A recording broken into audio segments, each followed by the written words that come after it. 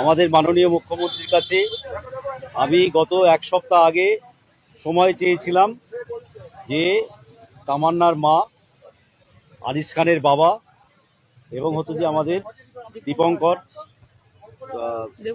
দেবু দাস এবং তার স্বস্তিক পুড়িয়ে মারা হয়েছিল 2018 সালে পঞ্চায়েত নির্বাচনে।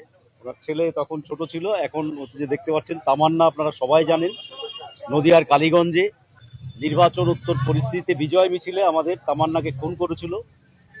আর আনিস খান, সেটাও আপনারা সবাই জানেন, সেই সময়ের এ আর মীনাক্ষী মুখার্জি আমাদের পার্টি কেন্দ্রীয় কমিটি মেম্বার সহ আমরা চিফ মিনিস্টারের কাছে, মুখ্যমন্ত্রীর কাছে সময় চেয়েছিলাম। আজকে উনি 4টের সময় দিয়েছিলেন, কিন্তু যেহেতু আমাদের বিধানসভা একটু অনেকক্ষণ চললো, তাই তারপরে আমরা ওনার কাছে নিয়ে গিয়েছিলাম।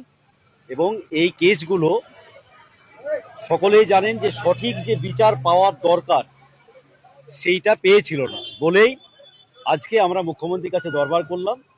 উনি খুবই সহানুভূতির সাথে বিষয়টা দেখার আশ্বাস দিয়েছেন আমাদেরকে, এবং তামান্নার মার সঙ্গে আলাদাভাবে কথা বলা, আনিস খানের বাবার সঙ্গে, দীপঙ্করের সঙ্গে আলাদা আলাদাভাবে কথা বলে যা বিষয় আছে, এবং আমাদের দলের নেত্রী হিসাবে মীনাক্ষী মুখার্জি আমাদের সাথে ছিলেন। তিনি এই 3টে কেসই না, গোটা রাজ্যে আরও এইরকম অসংখ্য কেস আমাদের আছে, সেই বিষয়েও আমরা হচ্ছে যে মুখ্যমন্ত্রীর কাছে আবেদন রাখলাম যাতে সেই কেসগুলো হচ্ছে যে রিওপেন করা হয় এবং যাতে আসামিরা, যারা দোষীরা, শাস্তি পায়।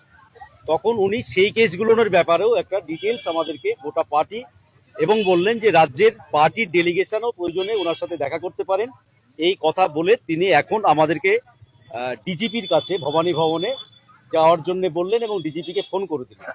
আমরা এখন ডিজিপির কাছে যাব, তার সাথে তিনার সাথে দেখা করব এবং টোটাল বিষয়গুলো হচ্ছে যে বলবো।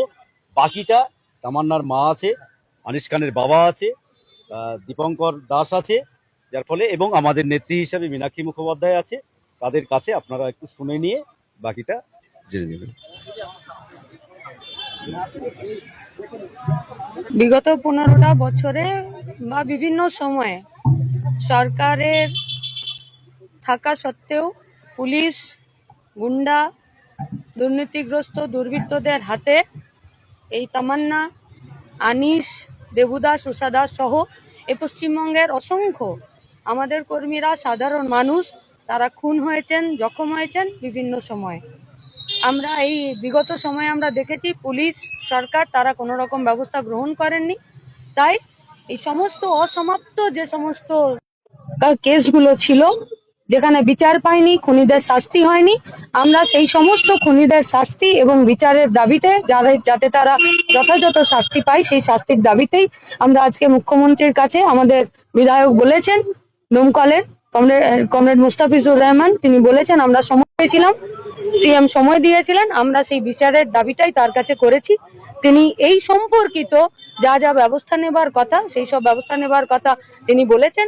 আমরা ভবিষ্যতে দেখব যে যাতে এই ধরনের ঘটনা না ঘটে, আর যে ঘটনাগুলো ঘটেছে, যারা খুন হয়েছেন, আমার আশেপাশে যারা আছে তারা প্রত্যেকেই শোকস্তব্ধ পরিবার, এরকম অসংখ্য পরিবার গোটা পশ্চিমবঙ্গে আছে, তারা যাতে দ্রুত বিচার পায়, ইনক্লুডিং আরজি করেও যে খুন হয়েছে, যে ধর্ষণ হয়েছে, তারও বিচার সমেত এই গোটা পশ্চিমবঙ্গের যারা এইভাবে সমস্যাতে খুন হয়েছেন, এই ধরনের যাদের সাথে ঘটনা ঘটেছে, তারা যাতে দ্রুত বিচার পায়, এই বিচারের দাবিতেই আমরা সিএমকে বলেছি পুলিশ এবং প্রশাসন এবং সরকার দ্রুততার সাথে যাতে তারা ব্যবস্থা গ্রহণ করেন এবং সমস্ত কেসের নিষ্পত্তি হয়ে যারা দোষী তারা যাতে দ্রুততার সাথে শাস্তি পান।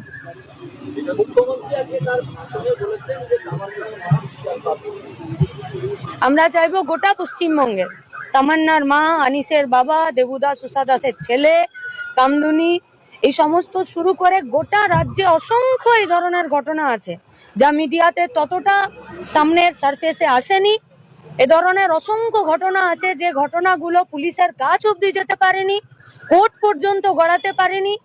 এ ধরনের অসংখ্য ঘটনা আছে, সেই সমস্ত ঘটনাগুলো যেগুলো পুলিশের কাছে আসেনি, কোর্ট অবধি গড়ায়নি, সেগুলোর কি করে কি হবে আমরা জানি না। নিশ্চিতভাবে পশ্চিমবঙ্গে একটা পরিবেশ তৈরি হবে কি হবে না সেটা ভবিষ্যৎ বলবে।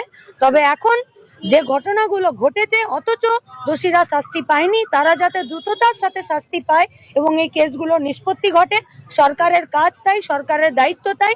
তাই আমরা সরকারের প্রতিনিধি হিসাবে সিএম এর সঙ্গে আমরা দেখা করেছি। উনি এই কাজগুলো করার জন্য যা যা প্রয়োজনীয় পদক্ষেপ, সেই পদক্ষেপগুলো গ্রহণ করার ক্ষেত্রে উনি কথা বলেছেন, আমরা দেখব।